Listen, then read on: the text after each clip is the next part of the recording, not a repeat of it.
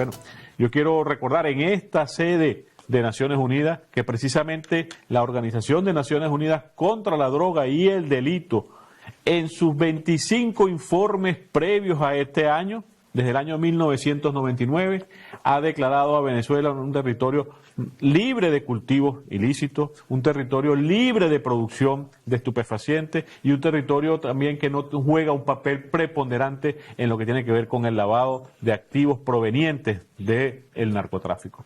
Es decir, los principales delitos asociados al narcotráfico y las principales organizaciones que se encargan de monitorear esta situación han certificado a Venezuela como un país completamente libre de estos delitos.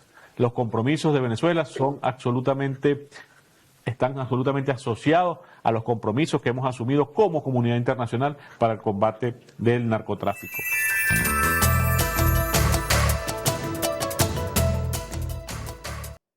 Bienvenidos todos y todas a nuestro programa En la Balanza. Hoy estamos compartiendo este espacio con alguien muy especial. Se trata de un teólogo muy querido en Venezuela, un hombre que además es ejemplo para todos los venezolanos y las venezolanas. Pues yo creo que cuando lo presente todos van a saber de qué se trata. Se trata del padre Numa Molina, que nos acompaña hoy. Bienvenido, padre, a su programa Gracias. En la Balanza y a su casa. Gracias, me alegra mucho encontrarme de nuevo, además aquí con mi gente, porque la mayoría de la gente que está atrás de cámaras han sido de mi equipo. Así es. Sí. Entonces, están que se lo roban, padre Numa. Quieren irse con usted. Bueno, estábamos viendo un video en el que estaba interviniendo en un espacio con los miembros de la CELAC el canciller Iván Gil Pinto. En este momento, pues, que es extraordinario para hablar con usted, padre Numa, porque hay algo muy importante que hay que analizar, es cómo en esta guerra híbrida que ha sido sostenida, sistemática contra Venezuela, contra el Estado venezolano, contra el pueblo venezolano principalmente, una de las principales víctimas ha sido la verdad. La verdad que además, digamos que en el mensaje revelado, también es un elemento de reflexión permanente en el mensaje de Jesús de Nazaret, y es la defensa de los oprimidos y la defensa de la verdad. La verdad nos hace libres, es lo que dice el mensaje revelado. Revelado no solamente, digamos que en el mensaje de Jesús de Nazaret, sino también de otros profetas que también han hablado mucho de la verdad. Queríamos hablar con usted porque usted también es comunicador y nos puede reflexionar sobre cómo ha impactado esta guerra en la percepción de la realidad de todos los venezolanos y las venezolanas, y qué trato hay que darle a esta situación para seguir no solamente la defensa de la patria, es la defensa de la verdad, que yo creo que trasciende aún a la patria. Hay un pasaje del Evangelio que me gusta citar cuando se trata de la verdad, y es en Juan, en la pasión de Jesús, cuando Pilato le pregunta, cuando Jesús le dice a Pilato, para eso he venido, para ser testimonio de la verdad, para ser testigo de la verdad. Y en medio de aquella componenda tan terrible que habían hecho, en la que al igual que lo que están haciendo con Venezuela, habían acusado a Jesús de ser un bandido, de que estaba pretendiendo quitarle el poder al emperador y todo aquello, ¿no? Entonces, Pilato le pregunta a Jesús, ¿y qué es la verdad? Y Jesús guarda silencio. No valía la pena dar explicaciones en medio y en un contexto en el que se estaba violando flagrantemente los derechos más elementales de un ser humano. Es decir, Jesús allí, con aquel silencio, está valorando la verdad y diciendo, pues, ¿qué puedo yo hablarle de la verdad a este ser? Si lo que está cuidando es el cargo, más nada, ¿no? Pilato. Bueno, la historia se repite a lo largo del tiempo, en la línea del tiempo se van repitiendo hechos, y hoy nos vemos asediados también por una misma guerra pero ya con una mediática muy sofisticada porque tenemos la tecnología de las comunicaciones al servicio de la guerra, Claro. al servicio del irrespeto más descarado a los derechos humanos. Entonces, cuando uno ve, así como los grandes hitos de lo que hemos ido viviendo, si no fuera por lo peligroso y el daño que le ha hecho al pueblo venezolano, era hasta para reír. Por ejemplo, que nos digan que somos una amenaza inusual y extraordinaria, que por ahí comenzaron, ¿no? Con Obama, en aquel marzo, creo que fue 13, algo así. Bueno, amenaza inusual y extraordinaria. Y de ahí, ¿qué no han dicho? O sea, ¿qué no han hablado nuestro? Y todo para poder montar a través de la mediática internacional, de las empresas que han convertido la comunicación en una mercancía, porque eso es lo que más duele, ver uno y ya aquí hablo como periodista, ver uno a los periodistas que se han formado en las aulas de las universidades para comunicar la verdad y verlos convertidos en unos peones de la mentira al servicio de las transnacionales de la comunicación, que han convertido la información en una mercancía. Y cuando es mercancía, pues la mercancía puede ser falsa y todo lo que sea, la puede falsear. Y como tú decías ahora, la verdad es la primera víctima en una guerra. Pero esta vez una víctima a través de y mediante el manejo de la psique del ser humano. A tal punto que está comprobado que cuando se le trabaja a un público, eso ya son experiencias en psicología de la comunicación que lo comprueban. Cuando se trabaja a un público con la guerra cognitiva, que no es otra cosa sino manipularle la psique para que se le distorsione la realidad, de 10 personas, una puede terminar siendo, una termina siendo un extremista o una extremista. De tal modo que si trabajas a 100 personas tendrás 10 extremistas. Es decir, extremista capaz de ponerte una bomba, capaz de desearle la muerte a un pueblo, capaz de hacer cualquier barbaridad, porque ya le trabajaron la mente. Y entonces, pues en este momento se sigue aplicando la misma herramienta goebbeliana. Recuérdate que Claro. eso fue de Goebbels, ¿no? Sí, Una propaganda de mentira guerra. repetida 1000 veces Se convierte en una se verdad. convierte en una verdad. Y como ahorita sí es verdad que es muy fácil repetirla 1000 veces, porque por las redes la repites millones de veces. Así es. Entonces, pues la mentira que están repitiendo 1000 veces ahorita es que somos una narcodictadura, que este es un régimen narcoterrorista, el tema del cártel el cartel de los soles. Tú ves que y que todavía haya gente, o sea, ahí es donde tú entiendes la guerra cognitiva, ¿no? Que haya gente en este país que es capaz de creer eso. Así es. ¿Mm? Cuando hasta la propia DEA, la DEA, que es el organismo antidrogas de los Estados Unidos, ha dicho que Venezuela, o sea, no la incluye, no es que ha dicho, sino que cuando hace un análisis de los países que están involucrados en el tráfico de drogas, la DEA no incluye a Venezuela por ninguna parte. ¿Eso qué significa? Pues que no está dentro de esa lista. Fíjese, padre, perdón que lo interrumpa, en este tema de la guerra cognitiva, todas las personas pudieron ver cómo una cantidad de naves militares atacaban o supuestamente atacaron a unas pequeñas embarcaciones de pescadores con una supuesta ferocidad, además que no se corresponde con la realidad. En un principio todos creemos, y además es así, se utilizó la inteligencia artificial como mecanismo para hacer creer que eso estaba ocurriendo en realidad, es decir, que esos ataques fueron ciertos. Sin embargo, hubo personas, no estamos hablando de personas convencidas, militantes, que saben cuál es la verdad, sino estamos hablando de gente de otras partes del mundo que se reían.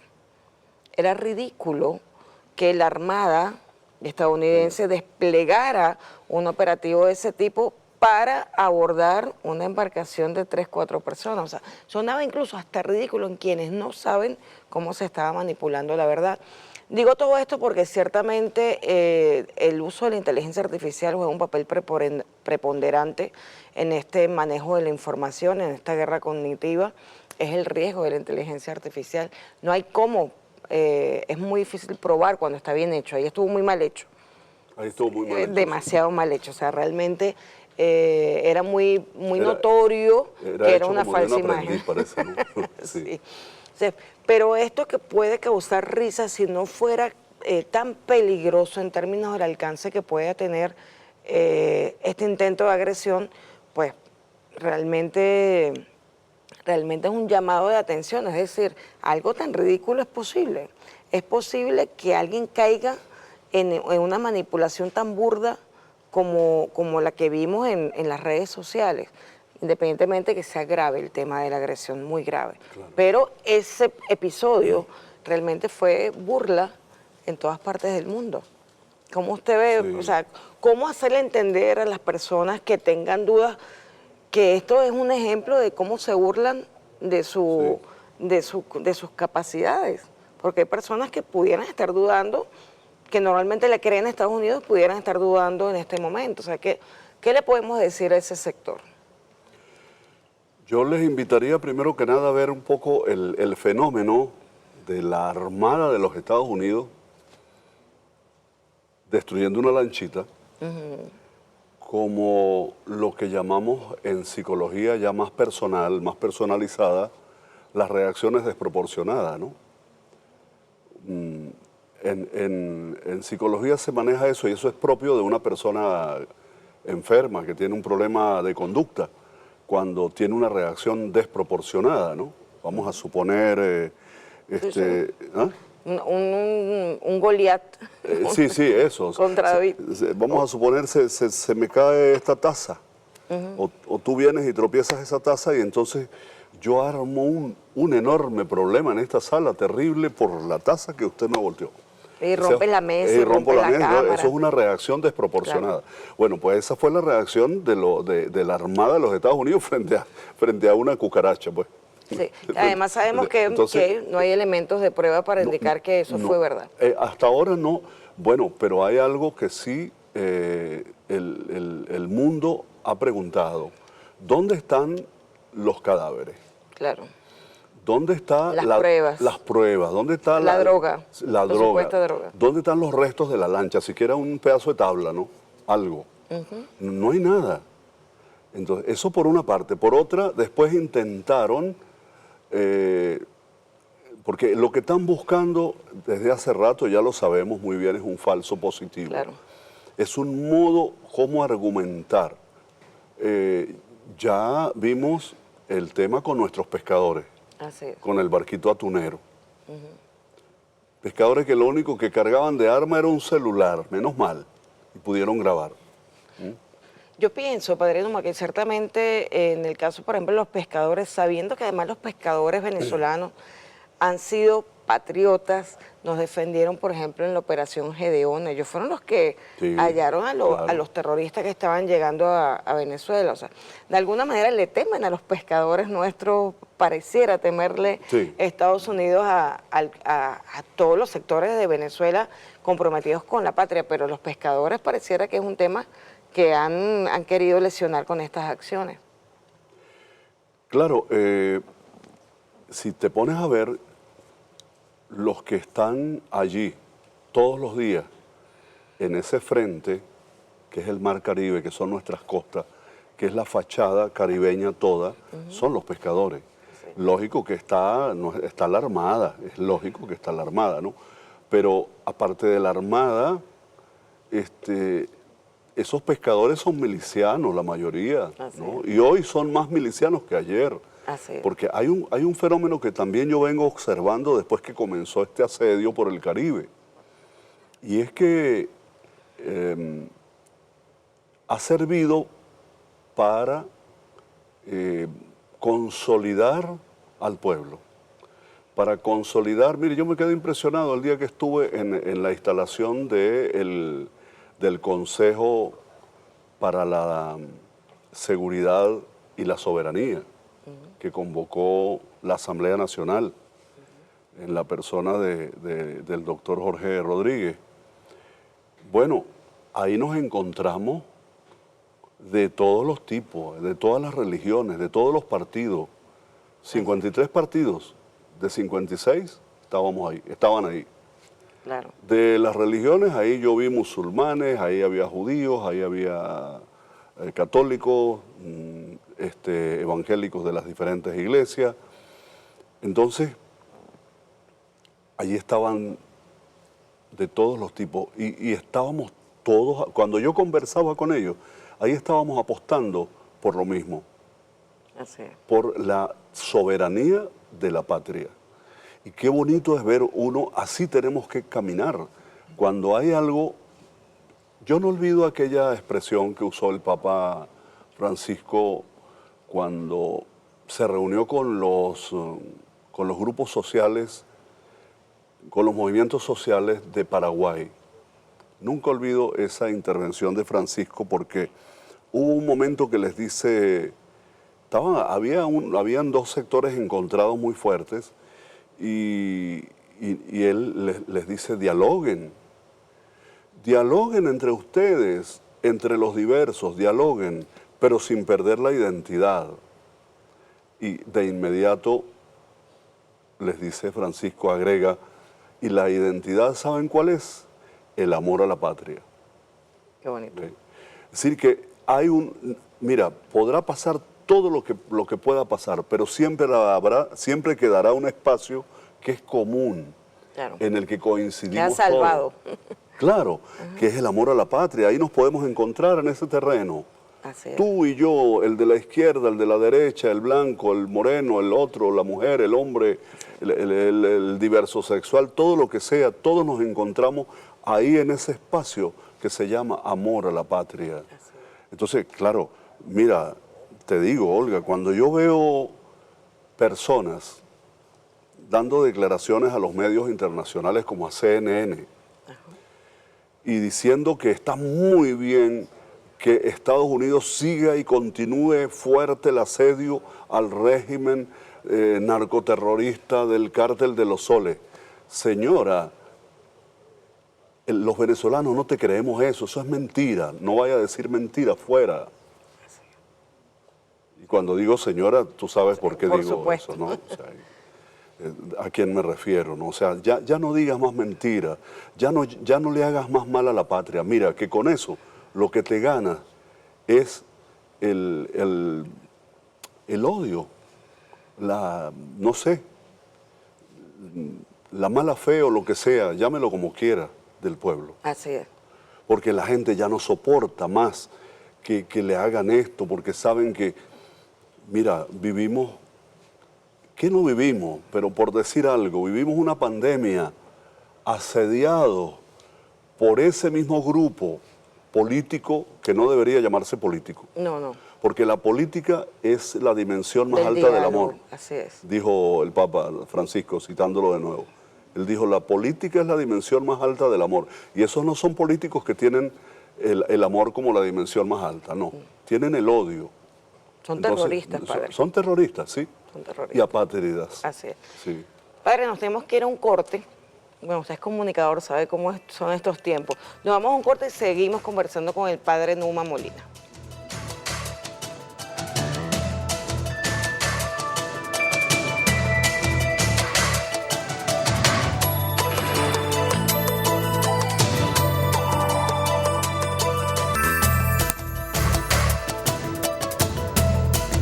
Encuestas señalan que entre el 93 al 95% de los venezolanos y venezolanas rechazan y repudian las amenazas militares del gobierno de Estados Unidos contra Venezuela. Porque se ha configurado ese consenso tan grande, porque hay una conciencia nacional, patriótica sólida. El país tiene una inmunología psicológica, cultural, política, ancestral, y esa defensa inmunológica ha surgido entre millones de hombres y mujeres y configura una realidad nacional. Donde usted vaya, donde usted se meta, hay un repudio gigantesco al gobierno de los Estados Unidos y su intento de amenazar a Venezuela con su fuerza militar. Los asuntos de los venezolanos siempre deben ser resueltos por nosotros, los venezolanos y venezolanas. Siempre con la Constitución al frente. Siempre por la vía del respeto, la tolerancia, el diálogo, el entendimiento y el acatamiento de la Constitución y las leyes de la República. En cualquier circunstancia, siempre así debe ser. Así ha sido y así será.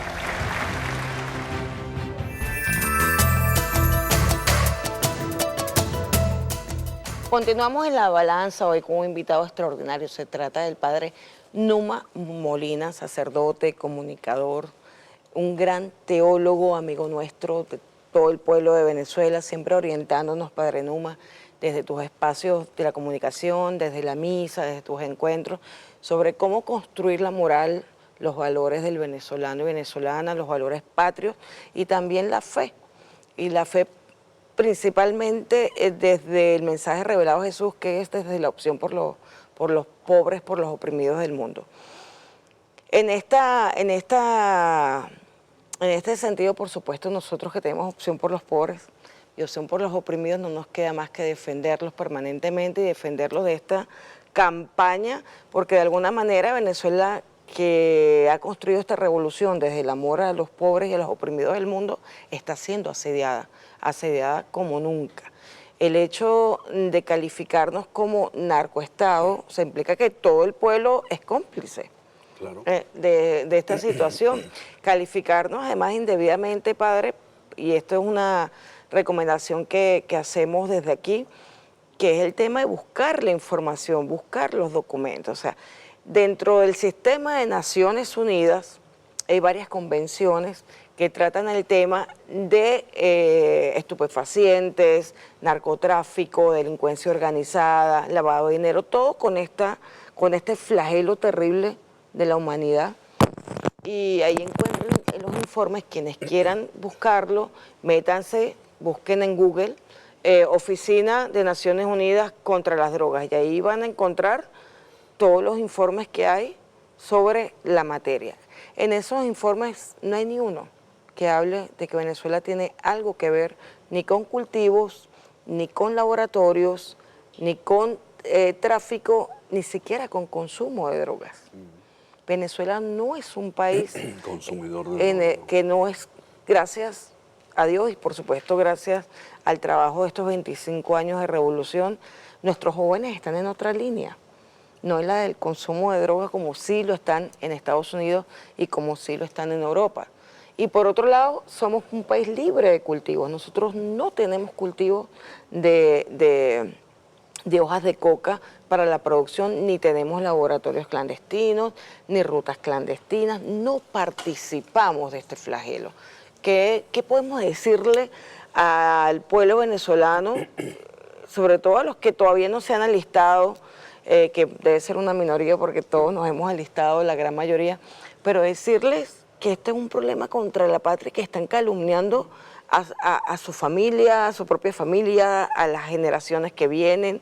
O sea, ¿cómo defendernos de esto? Yo creo que lo primero es que el pueblo, las personas, los venezolanos y venezolanas, los que a esta hora nos escuchan, yo quisiera decirles, mira, pregúntate cómo eso te está afectando a ti, te va a afectar a ti, porque cuando hablan de la familia, le hacen daño a toda la familia. Claro.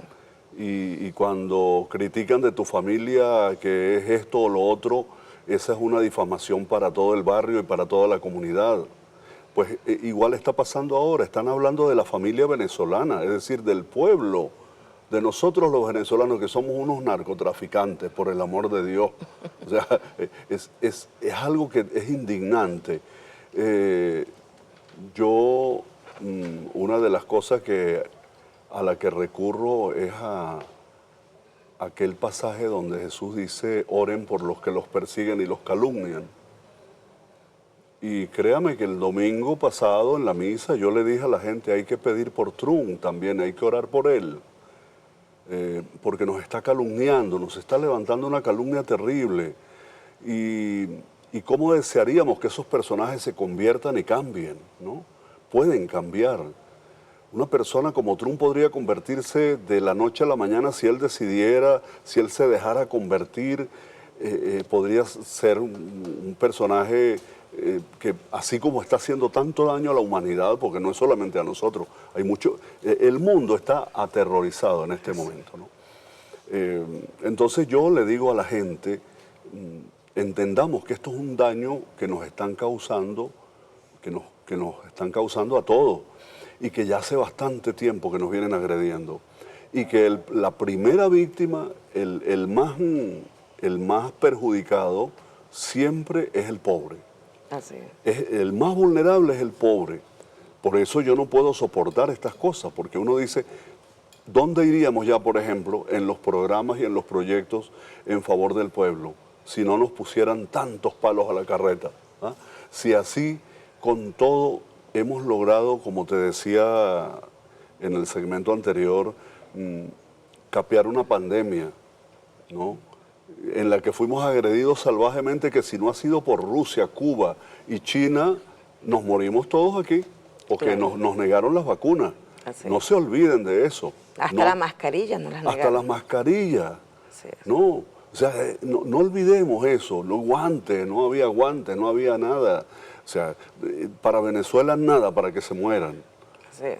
Y había gente celebrando eso. Entonces, no podemos nosotros hacernos solidarios de una conducta así, porque una conducta así es anticristiana. Yo la miro como teólogo así. Eso no es de Jesús, eso no es del Dios que vino a predicarnos Jesús, del Dios en el que creía Jesús. Eso no es. Y nosotros, si nos llamamos cristianos, no podemos hacernos solidarios de conductas perversas que le hacen daño a los pueblos de ese modo. Porque en la medida en que tú o callas o otorgas o levantas la voz para ponerse a favor de este tipo de agresiones a la patria, en esa misma medida estás siendo un anticristo, diría yo, ¿no? Porque el anticristo, por ahí la gente le tiene miedo a que cuando venga el anticristo es todo aquel hombre o mujer que hace todo lo contrario de lo que haría Cristo. Así es. Fíjese, padre, que por ejemplo el presidente Nicolás Maduro ha insistido en graficar cómo es el problema del narcotráfico en el cual está implicado Estados Unidos. Los grandes carteles están en Estados Unidos y no tienen nombre. No se sabe dónde están, pero ellos consumen el 87% de la droga que se produce en el mundo. Y Europa el resto. O sea, ¿cómo no darse cuenta que es que los carteles, los grandes carteles están allá? Sino cómo distribuyen a poblaciones enteras, ciudades enteras que se han convertido en ciudades zombies por el uso, por ejemplo, del fentanilo. Ajá. Y el presidente ha tratado a través de los medios ser lo más didáctico posible. Mostrar el mapa, enseñar que por el lado de Ecuador y Colombia, que es el lado del Pacífico, es por donde transita el 80 y tanto % de la droga que va a Estados Unidos, que se cultiva en países del Pacífico, se produce en laboratorios en el Pacífico y el corredor es el Pacífico. No, cerca del 90 y tanto % de la droga, me equivocaba. Sí, apenas claro, un 5%. Intenta pasar por el Caribe. Entonces, yo le digo a la gente a veces, le digo, imagínense que usted tiene dos entradas por su casa, por la puerta de atrás y la puerta de adelante. Por la puerta de atrás están entrando en la noche los amiguitos de su hijo a a echarse palos en su casa, por decir algo. Y usted va a vigilar es la puerta de adelante. No, señor, usted tiene que vigilar es la puerta de atrás. El problema está del lado de la puerta de atrás. Adelante no está pasando nada, nadie está entrando a escondidas de noche, nadie está alborotando a su hijo de noche. Es por la puerta de atrás. Entonces, es para que veamos que efectivamente nos quieren engañar, es que nos tildan de idiotas, por decirlo así. O sea, ¿qué esconde Estados Unidos? Que arma esta parafernalia en el Caribe y está dejando libre el Pacífico. Ahí uno se pregunta, a lo mejor, además de generar, como usted dice, padre, un falso positivo, que lo han hecho con Cuba, lo han hecho con Siria, cuando también han intentado acciones aliándose con Israel. O sea, sabemos que ellos crean crisis. La crisis de los misiles con Cuba, por ejemplo. Sabemos que crean falsos positivos, pero también debe haber algo que escondan. Deben estar escondiendo algo más. Pareciera que, además de esta agresión terrible, ellos están distrayendo a su propio pueblo. Lo están poniendo a hablar en la lógica de este tema, de esta supuesta lucha contra el narcotráfico, que los latinoamericanos sabemos que es mentira. Lo ha dicho Petro, ya claro, le cayó la locha. Sí. Ya ha dicho efectivamente que es absurdo, que no es el Caribe el paso del tráfico, de este flagelo que ha destruido al propio pueblo colombiano. Sí, ahí hay algo que me parece que debe haber también mucho dinero. Porque tú mencionabas ahora el tema de que en los Estados Unidos no ves cárteles. No hay carteles de la droga en los Estados Unidos. No, sí los ven, pero no se conocen en la prensa. Aquí está yo he estado allí en la frontera entre México y los Estados Unidos, ¿no? Entonces, qué cosa tan extraña. De ahí para acá hay cárteles de la droga en México. Y de ahí para arriba no hay nada. ¿Quién los distribuye? No los nombran, no aparecen. Pero sí te encuentras con los barrios que no tenemos en Venezuela. Venezuela no tiene barrios como los que tienen los Estados Unidos. Calles, avenidas enteras llenas de jóvenes destruidos por el fentanilo, por cualquier tipo de droga, que son como espacios, sí, de zombies, ¿no? Es doloroso ver vidas tan jóvenes destruidas. Y además allí hay algo, ¿no? Esto me lo comentaba un amigo en estos días, especialista en el tema, y él me decía, mira, es que es tal el consumo de drogas en los Estados Unidos que si dejara de entrar droga por una semana, por 15 días, podría haber una explosión social, porque el síndrome de abstinencia no lo soportan y la población que consume es muy alta. Entonces, dice que tienen una especie como de techo, hasta donde dice hasta aquí debe llegar y de aquí para abajo no debe pasar. Pero tiene que entrar droga en el país, porque de otro modo no... Esto lo dicen los especialistas que se han estudian el comportamiento, dedicado sí, a estudiar el tema, y además es que es una cosa lógica. Claro. Si hay tanto consumo y ya todos ellos son adictos, ¿qué haces tú con esa población si la dejas una semana que no le entre un gramo de droga? Claro. ¿Cómo? ¿Qué consumen? Claro, se no vuelven locos. Claro. Entonces, es lógico que dentro tiene que haber toda una maquinaria, hasta de laboratorio. Ya estamos claros que por Canadá está entrando para la elaboración del fentanilo. Lo que tú decías ahora es muy importante que la gente, y yo los invito, mis queridos hermanos y hermanas que nos siguen ahora, entren en las páginas que puedan ilustrarles, como en la ONU o en muchas otras páginas que están a la orden en Internet, para ilustrarse sobre el tema. No se pongan a escuchar todas las barbaridades que dice CNN o cualquiera otra de las transnacionales de la comunicación, que la han convertido, como decía ahora, en una mercancía, ¿no? Sino vamos a enterarnos bien. Los venezolanos tenemos que ser gente crítica indistintamente de la ideología que tú tengas, cómo pienses, si estás con el gobierno o no estás con el gobierno, si eres apolítico, si eres cristiano, eres musulmano, lo que sea. En este momento necesitamos hombres y mujeres con una mirada crítica, que sean capaces de consumir la noticia que les llega, pero con una mirada crítica profunda.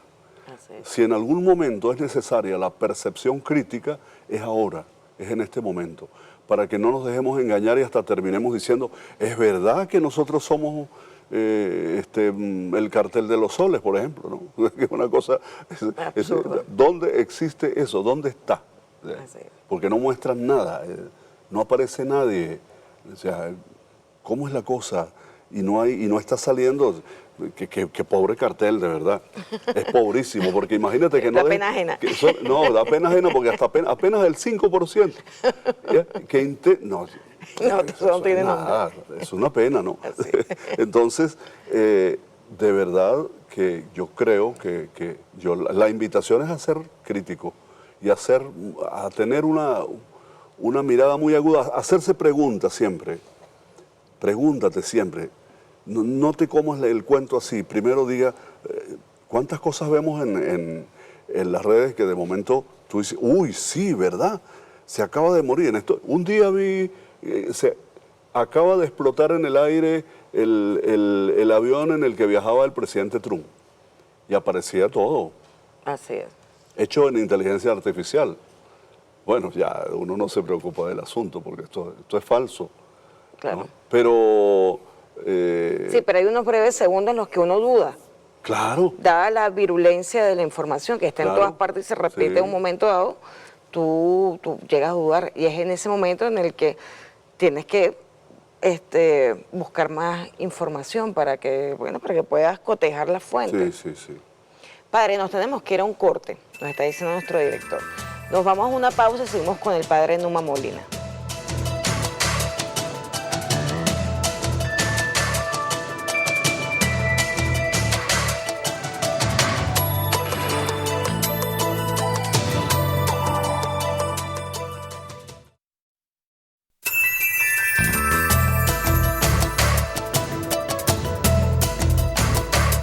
Continuamos con el padre Numa Molina. Padre, para nosotros siempre es un honor, por supuesto, tenerlo con nosotros y aprovechar su reflexión.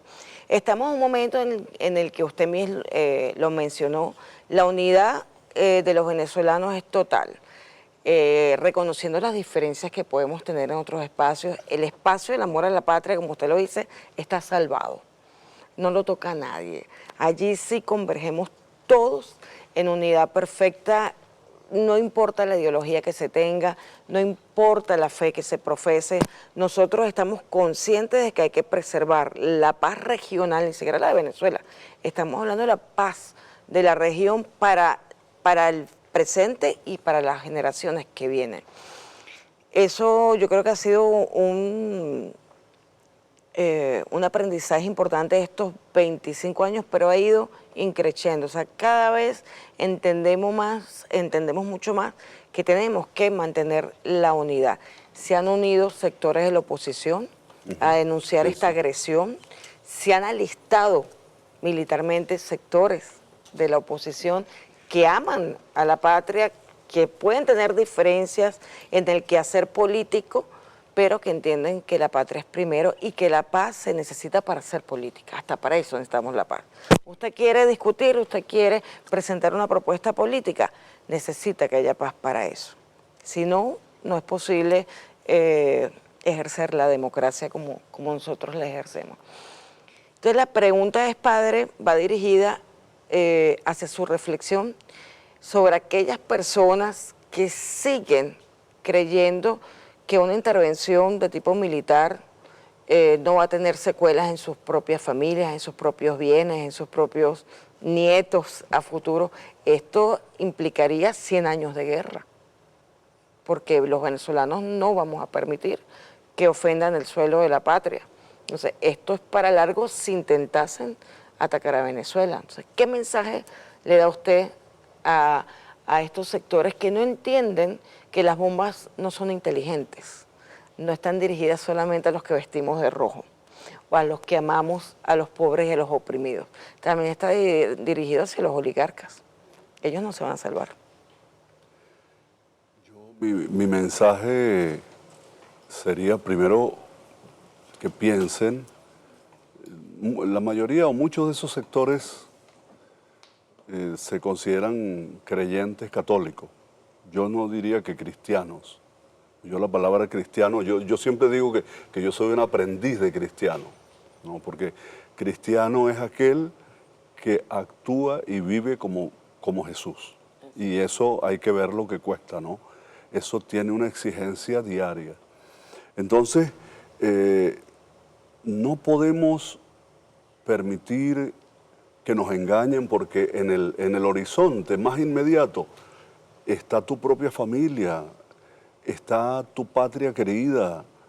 No olvidemos que además nosotros en este momento, porque es que hay que ver la ubicación geoestratégica de Venezuela, somos, yo digo, no solamente somos la joya de la corona, por los recursos que tenemos, que esa es la otra cosa que están buscando, ya lo sabemos, o sea, desde el gobierno anterior de Trump, ya lo dijo él, bueno, ¿y qué pasó con el petróleo venezolano? Que ya estábamos a punto de quedarnos con el petróleo venezolano.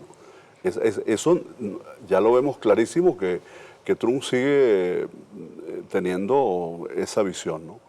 Sino que además somos el muro de contención para América Latina por la ubicación geoestratégica. Y que cuando yo le decía, no solo somos la joya de la corona, sino que somos la corona de América Latina. Si usted mira el mapa, Ajá. somos la corona. Así esta es la Y forma. una corona llena de perlas arriba, ¿no? Además, ¿no? Ajá. Una corona que tiene perlas. Entonces, los países de América Latina, de Sudamérica, también están esperando de nosotros. ¿Qué vamos a hacer aquí frente a un imperio que se nos pone en el Caribe y que nos amenaza todos los días? Y además es una época, es un momento que nos ha llegado tan difícil porque estamos, fíjense, que este domingo que pasó se celebró el Día Internacional de la Paz, ¿no? Ahora, ¿cómo estamos celebrando la paz? Claro. Piensa tú, por ejemplo, ¿para qué sirve la ONU en este momento en cuanto a los conflictos globales que tenemos? La palabra de la ONU. El gran problema, mire, yo lo comparo por ahí en algún artículo que escribí hace poco, creo que está en la página de Telesur, sobre la paz y sobre el Día de la Paz. El mundo parece un barrio pequeño, la aldea global que llamó McLuhan. Somos la aldea global y entonces en esa aldea hay un comando de policía que es el encargado de conservar el orden público en la aldea para que todos vivan en paz.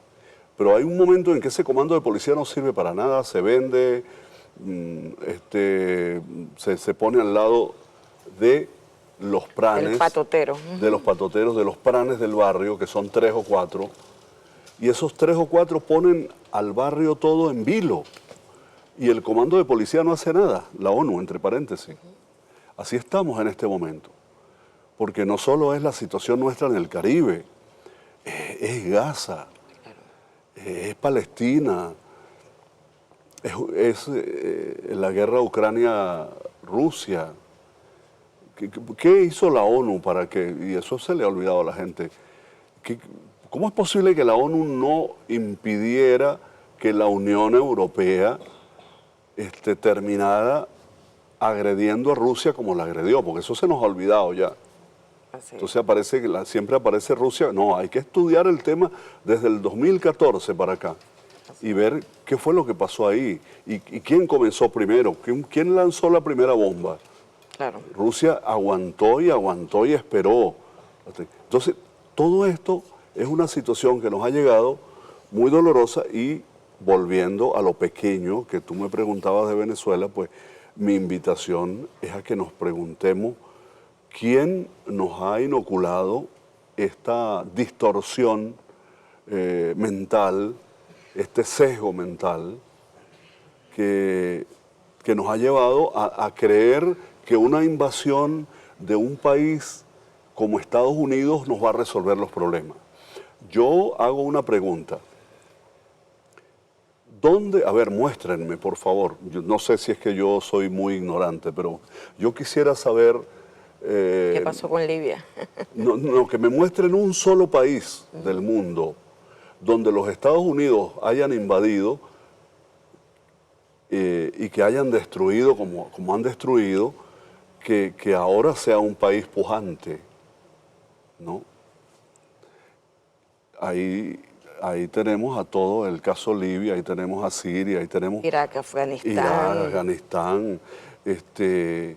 Y donde hoy hay pujanza es porque se defendieron con la vida, con el alma, como los vietnamitas, ¿no? Así es, vemos a China, a Vietnam, a Rusia. A Rusia. Fuerte. Claro. Una potencia. Claro, pero se defendieron. Así es. No aceptaron que ser el patio trasero. Y tampoco aceptaron, por ejemplo, en el caso de Rusia, que los nazis asumieran ni más terreno ni más espacio en la historia. Nos defendieron de ese flagelo también pero que era el cuánta nazismo. muerte, ¿no? Sí. Pero cuánto dolor, ¿no? Sí. Pero cuántos muertos en Hiroshima y Nagasaki, por ejemplo, ¿no? Y entonces, Dios mío, la paz ha sido vulnerada, pisoteada, y entonces quieren imponernos la paz de los cañones. La paz que quería imponer el Imperio Romano. La paz de los sepulcros. Sí, la paz que el Imperio quería imponer a las colonias, como Jerusalén en tiempo de Jesús, que era la Pax con X, P-A-X, ¿no? Era una paz a fuerza de ejército y de poderío. No, nosotros queremos construir una paz con justicia. El shalom. Así es. El shalom. El salam también. Sí, eso también, el shalom, que tiene la misma raíz, ¿no? Sí. Por cierto, y no es otra cosa sino una paz con justicia, una paz donde yo no agreda a nadie, una paz que se construya para que todas y todos seamos felices.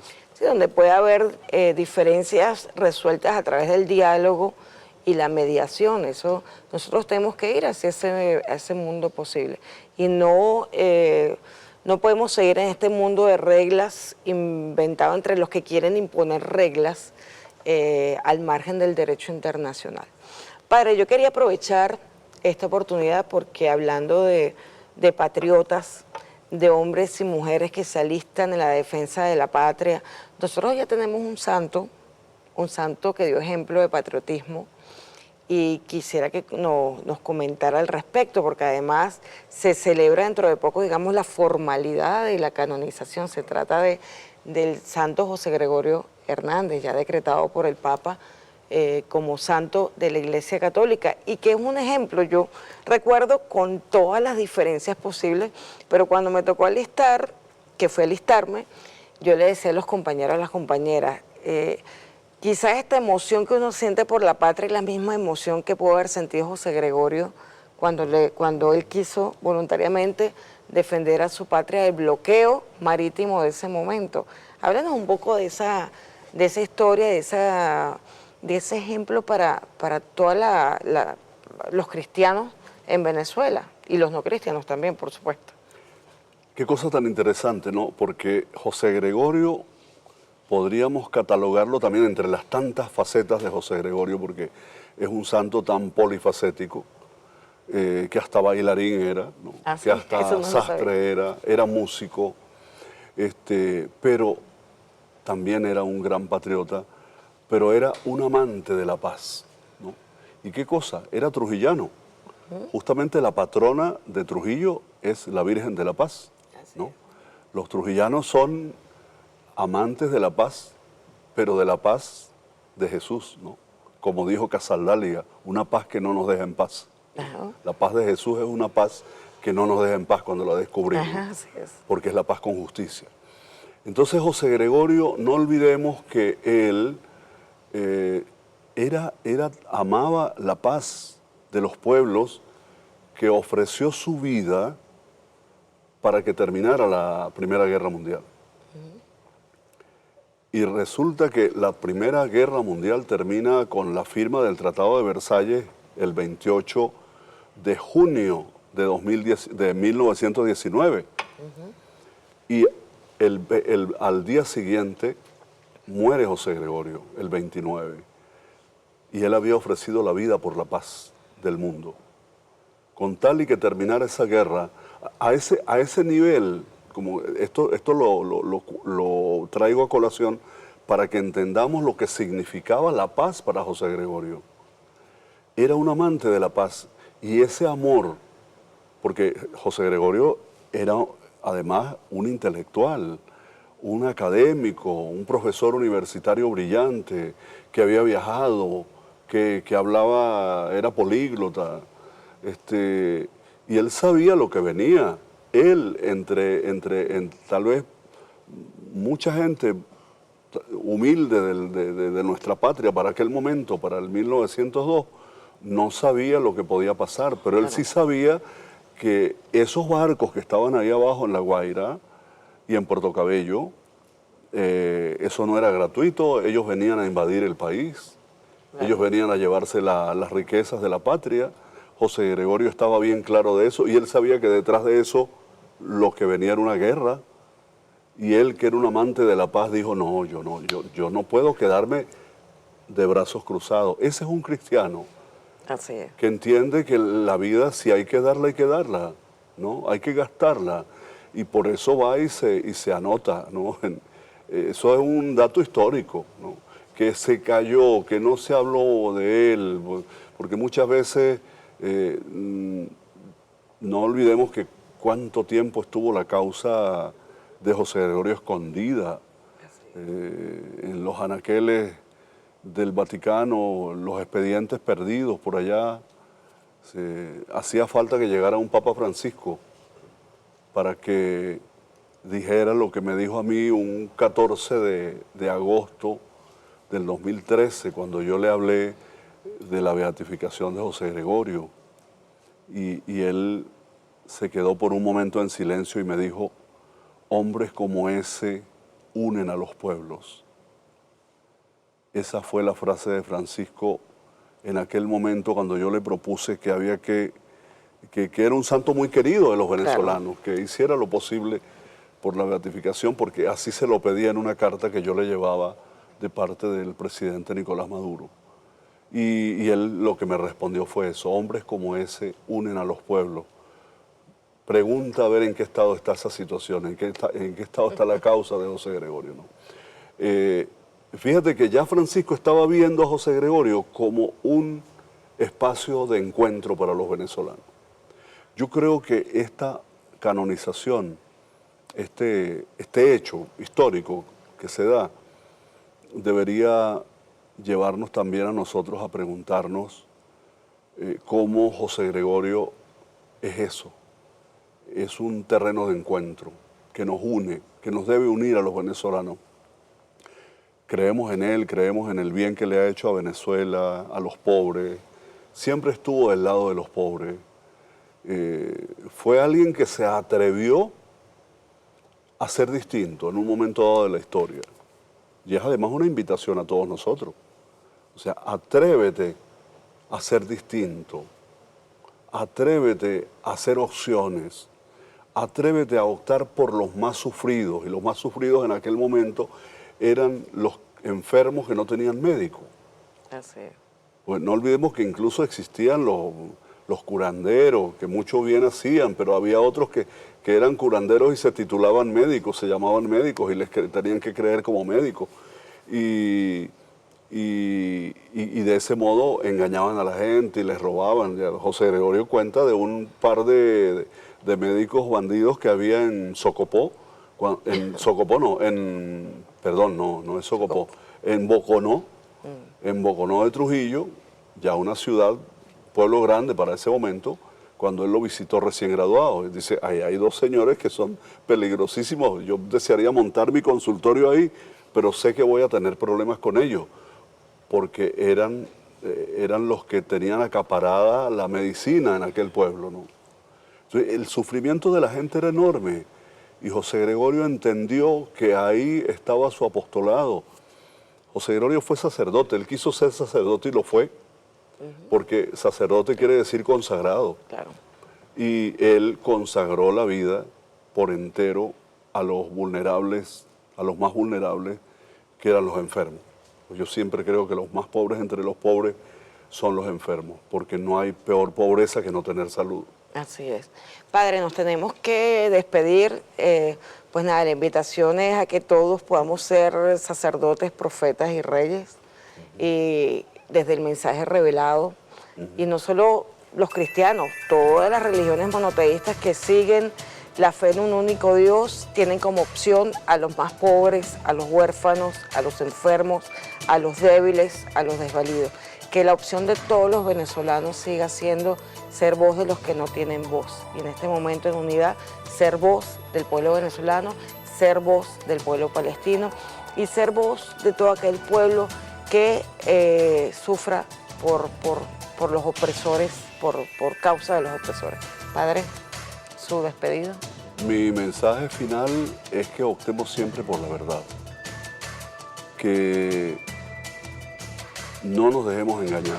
A ver, una guerra como dice el refrán, una guerra sin cuartel a la mentira, a la mentira mediática, a la fake news, a desmentir todo eso que están diciendo de nosotros, por las redes, de todos los modos, y con nuestra vida demostrar que los venezolanos no somos eso que están diciendo. Somos un país hermoso que estamos construyendo entre todas y entre todos. Gracias, Padre Numa, por este momento especial. Gracias a ustedes que nos ven desde sus casas. Y bueno, sigamos en unidad perfecta, amando a la patria y defendiendo la verdad.